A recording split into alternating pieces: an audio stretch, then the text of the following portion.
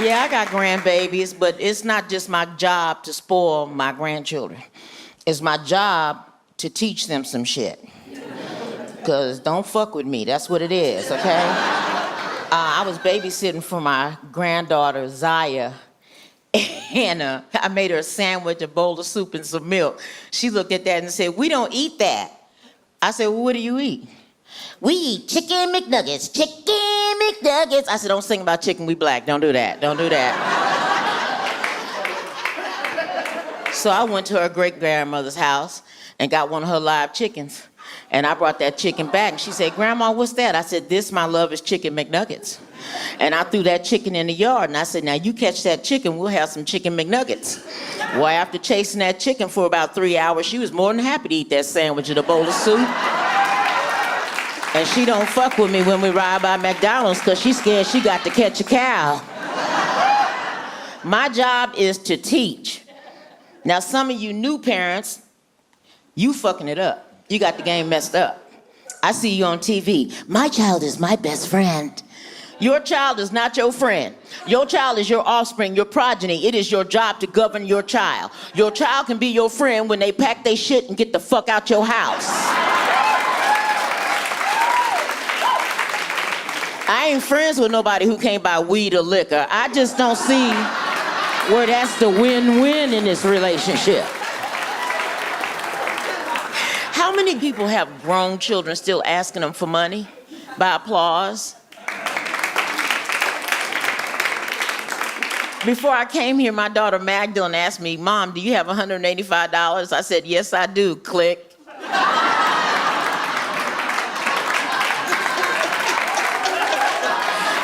Because I fuck with people.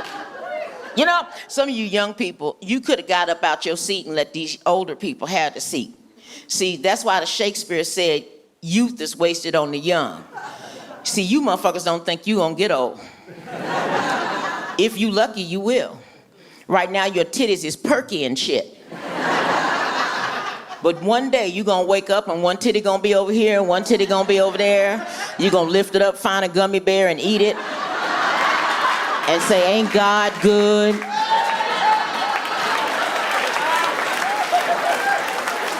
See, you a young man, your nuts is tight. Your nuts is tight. But one day you gonna sit on the toilet, your nuts gonna hit the water. You gonna ask her to suck your dick, she gonna go, "Smell like boo-boo, can't do it."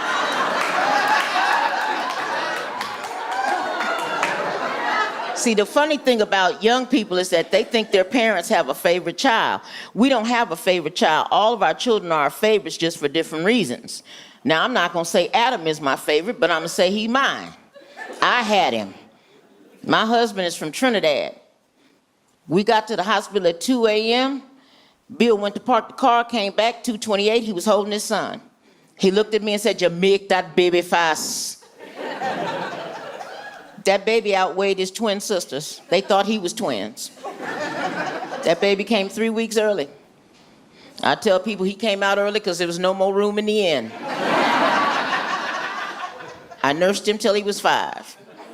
I'm lying. I nursed him for a year. And I tell you young sisters, when you do have your babies, you should nurse them because it's a beautiful and bonding thing. And my husband thought it was beautiful and bonding too the first couple of months, but around 5, 6, 7 months, he looking at this boy like he the master cock blocker of the free world. He's scared he ain't gonna see my pussy no more in life. We were fooling around, and Adam started crying. I jumped up and started nursing him. Bill is pacing back and forth going, "Look at he do it on purpose. Tell he to hurry up and eat."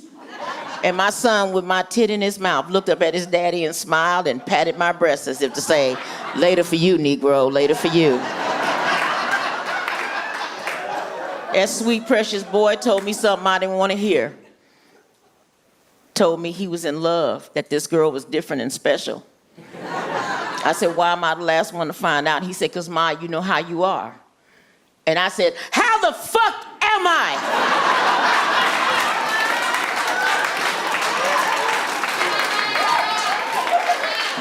And his father and him went. I said, "Well, what's Special's name?" He said, "Melissa." I said, "What's different about it?" He said, "She's an albino."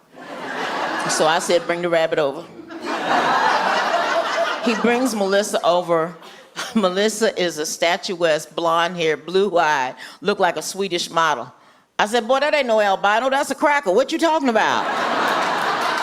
I'm teasing. I don't use those euphemisms in my home, nor have I taught my children to use those euphemisms. I just said that to say this. You can't tell your children who to love. They're gonna love who the fuck they wanna love, and if you're wise, you'll keep your narrow-minded opinions to yourself and enjoy your grandchildren.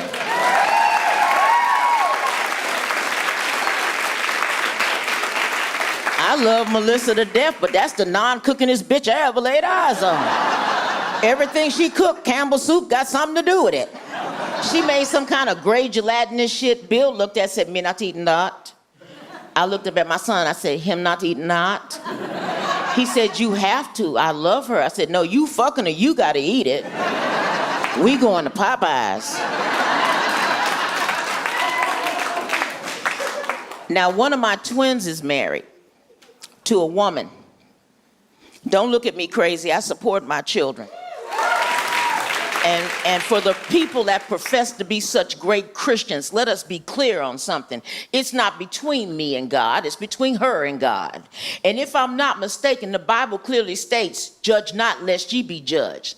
Now, some of y'all got family members get drunk every weekend, you got to bail them out of jail. My daughter just eating pussy, the way I got it figured, I'm ahead of the game.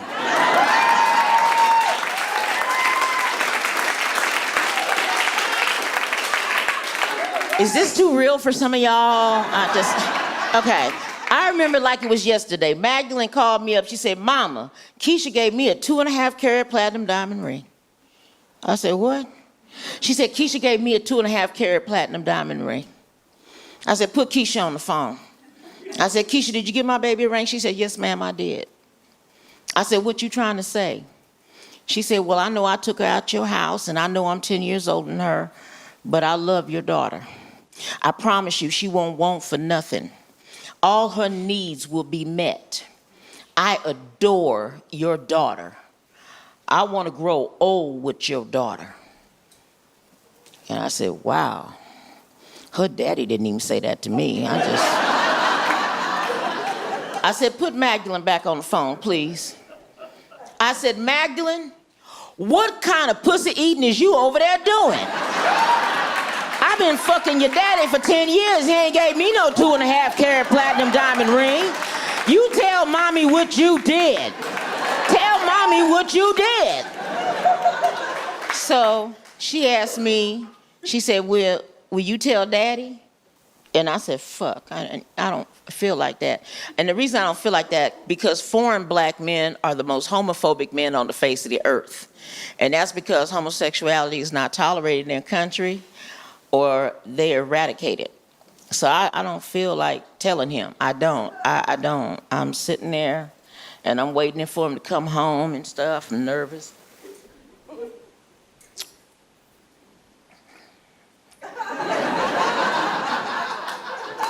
What a friend we have in Jesus. Oh, hi, Bill. How you doing? How was your day? Me day good. That's good. That's good. So, Bill, you know Magdalene, right? He said, yeah, me know she. I said, well, Magdalene's gay. He said, oh, who's the cock and who's the hen? I said, Magdalene is the hen, but that's really not the issue. The issue is Keisha gave Magdalene a 2.5 carat platinum diamond ring, and I've been fucking you for how long, man? How long?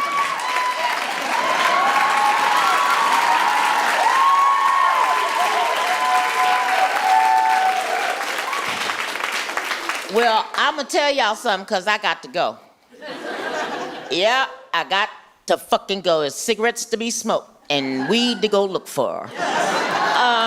You know, here lately in the news, there's been a lot of racial upheaval going on in this country.